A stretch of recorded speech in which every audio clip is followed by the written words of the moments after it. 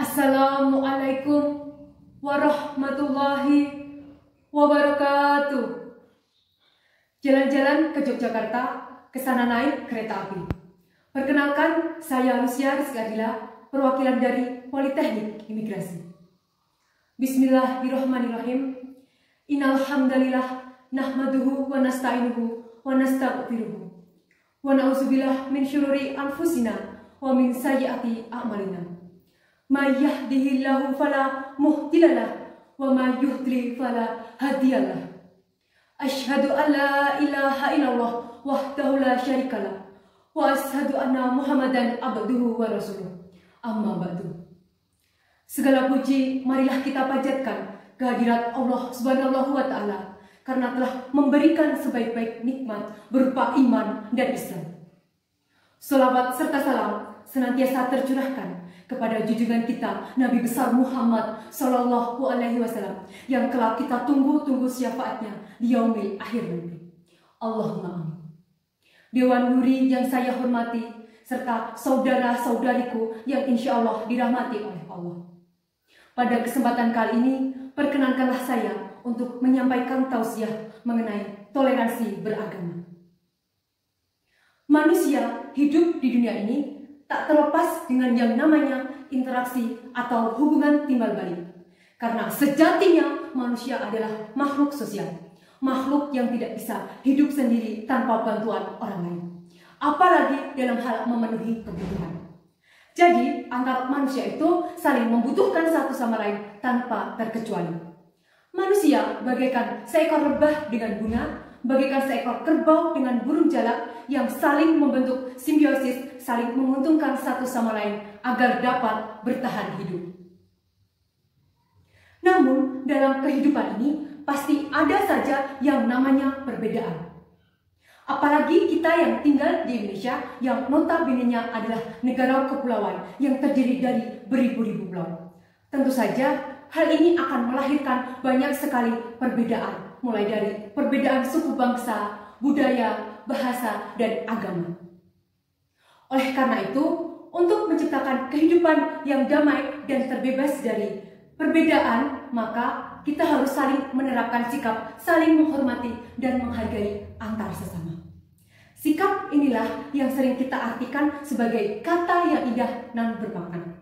Sikap apakah itu? Ya, apalagi kalau bukan toleransi atau dalam istilah Arabnya tasamuh, yang artinya sama-sama berlaku baik, lemah lembut, dan saling memaafkan. Toleransi merupakan elemen terpenting dalam terciptanya suatu ikatan hubungan dalam kehidupan. Toleransi antar umat beragama berarti saling menghargai dan saling menghormati antar penganut agama lain dan tidak mencampuri urusan agama masing-masing. Sangat penting bagi kita untuk selalu mengedepankan nilai toleransi. Jikalau kita mempunyai tetangga, maka kita harus berbuat baik kepadanya tanpa harus memandang apa agamanya, apa sukunya. Ini merupakan toleransi antar umat beragama. Dengan adanya toleransi antar umat agama ini, maka kita dapat menciptakan lingkungan yang damai dan sejahtera. Dalam menjalani kehidupan ini, kita tidak boleh berperilaku sombong maupun sinkretisme. Apa sih sinkretisme itu? Sinkretisme merupakan sikap menyamakan antara agama Islam dengan agama yang lain sehingga akan timbul kesetaraan. Sikap ini sangat dilarang oleh Allah Subhanahu wa taala karena akan dapat menimbulkan syirik atau menyekutukan Allah. Sebab Allah telah berfirman dalam surah Ali Imran ayat 19. Inna dina indallahil Islam. Sesungguhnya agama yang baik di sisi Allah adalah agama Islam. Dan juga Allah telah berfirman dalam surah Al-Kafirun ayat 1-6. Auzubillahi minasyaitonirrajim. Bismillahirrahmanirrahim. Qul ya ayyuhal kafirun. Katakanlah Muhammad, hai orang-orang kafir. La a'budu ma ta'budun. Aku tidak akan menyembah apa yang kamu sembah. Wala antum a'biduna ma a'bud. Dan kamu bukan penyembah Tuhan yang aku sembah. Wala ana a'bidum ma abadtum. Dan aku tidak akan pernah menjadi penyembah apa yang kamu sembah. wala antum abiduna ma a'bud. Dan kamu tidak pernah pula menjadi penyembah Tuhan yang aku sembah. Lakum dinukum waliyadin. Bagimu agamamu dan bagikulah agamaku. Nah, agama merupakan pegangan hidup seseorang. Hak atau kebebasan beragama adalah hak setiap orang.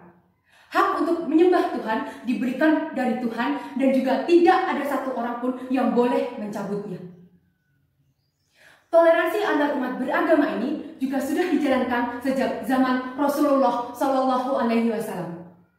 Salah satu contohnya adalah ketika Nabi Muhammad menjadi pemimpin di Madinah, di mana beliau menyatukan seluruh masyarakat dan suku yang ada di Madinah. Terbukti dengan adanya perjanjian antara Nabi dengan kaum Yahudi dan Nasrani, di mana mereka dibebaskan untuk menjalankan ibadah mereka masing-masing, namun dengan satu syarat, yaitu hidup bersama di Madinah harus saling menghargai dan menghormati, serta saling menjaga kerukunan dan persatuan Madinah.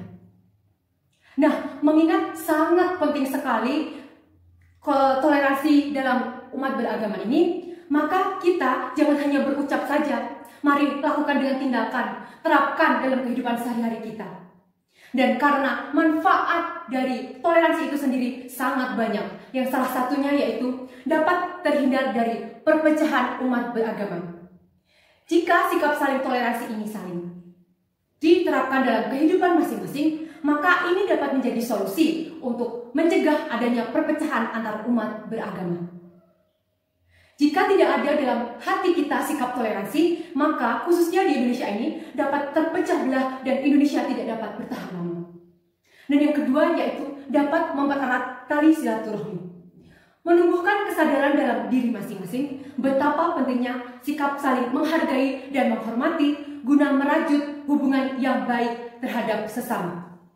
Jika hubungan yang baik dapat terjalin, maka tali silaturahmi pun akan terjalin dengan baik pula, atau bahkan bisa lebih erat lagi.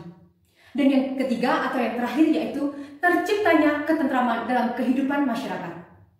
Jika ada sikap saling menghargai dan menghormati antara satu dengan yang lain, tentu saja akan menjadikan lingkungan itu menjadi lingkungan yang aman, tentram, dan damai.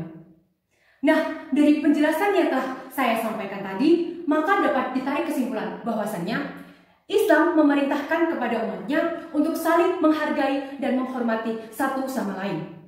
Allah sengaja menciptakan manusia bersuku-suku, berbangsa-bangsa, dan beraneka ras karena sengaja dan semata-mata hanya untuk menguji manusia.